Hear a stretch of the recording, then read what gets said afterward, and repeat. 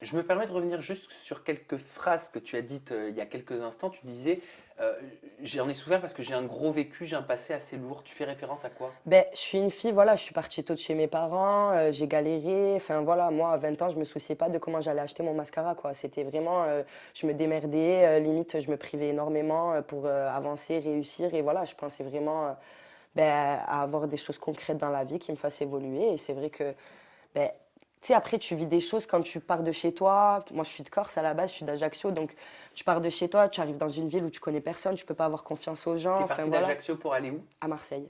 À Marseille? Et Voilà. tu avais quel âge?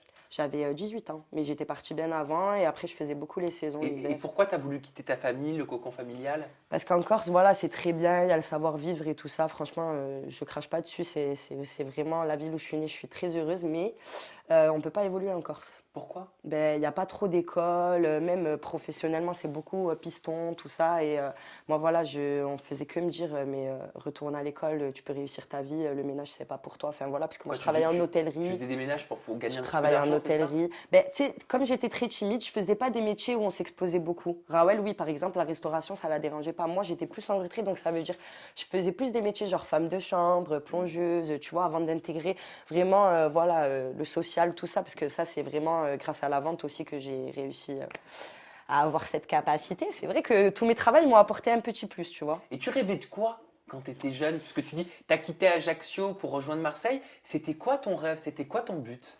Alors moi, mon but, c'était vraiment ben, d'avoir mon propre appartement, un vrai CDI et mon permis. C'était tout ce que je demandais, Ouais. tu vois. J'étais pas trop exigeante. Mais voilà, tu vois, vraiment réussir ma vie. Voilà, à 30 ans déjà commencer à croiser les bras et à 40 ans croiser les jambes, quoi. Tu vois, ne pas attendre après les gens, vraiment réussir de moi-même. Et j'ai dit, ben, on verra ce que la vie me réserve en faisant un peu tout ça. Et c'est vrai que la mode, ça a toujours été un truc, ben, le make-up, la mode, ça a toujours été quelque chose qui m'a parlé depuis que je suis jeune. C'est par rapport à ma mère déjà. Donc, elle nous habillait beaucoup. Hmm. Les petits sous qu'on avait, ben, il fallait qu'elle nous achète des habits avec, tout ça. Donc, Mais c'est paradoxal quand même, parce que tu dis que tu étais très timide, que tu mm, faisais beaucoup ce qui était femme de chambre, ménage, pour pas être comme ta sœur dans la restauration, parler, parce que tu as un côté beaucoup plus timide qu'elle. Et pourtant, retrait. aujourd'hui, tu t'exposes, tu fais de la télé.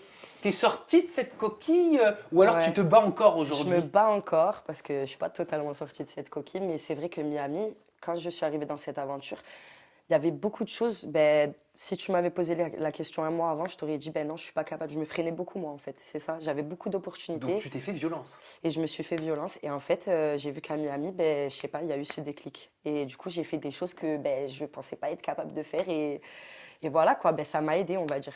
Et quand tu te vois à la télé, ça te fait quoi? Ben, j'ai du mal en fait, je réalise pas encore en fait. Des fois, je regarde pas trop, mais le peu que je regarde, je me dis, voilà quoi, c'est bizarre de se dire c'est moi quoi, tu vois. Parce que moi, quand je rentre chez moi, ma vie elle est toujours pareille. Et les gens, quand ils me voient, je vois qu'ils sont, voilà, tu vois, ils sont dans l'euphorie, ils sont timides, ils osent plus me parler, ils sont choqués, c'est Rania et tout. Mais pour moi, enfin, je suis encore plus timide qu'eux. Est-ce que tu commences à exister en tant que Rania, Mm. ou est-ce que tu as l'impression, comme ta sœur a fait une télé-réalité avant, d'être toujours un peu dans son ombre, tu sais, à se dire bah, qui est Raoul, qui est Rania? Tu vois ce que je veux dire? Ouais, ben, au début, ça faisait un peu ça. Et c'est vrai que ben, les gens à la télé, ils ont dû trouver un système pour nous différencier. Du coup, ben, maintenant, ils connaissent un peu les traits de Rania, un peu les traits de Rawel, le tatouage aussi, Oui, cible je en commence à fonction. m'y faire, moi, hein. Du coup, voilà, c'est vrai que maintenant, dans la rue, quand on m'aborde, on me dit c'est Rania, je suis choquée limite. Je leur dis ah, mais ça va, t'as reconnu, quoi. Parce que c'est très rare. Mais c'est vrai que là, ça commence.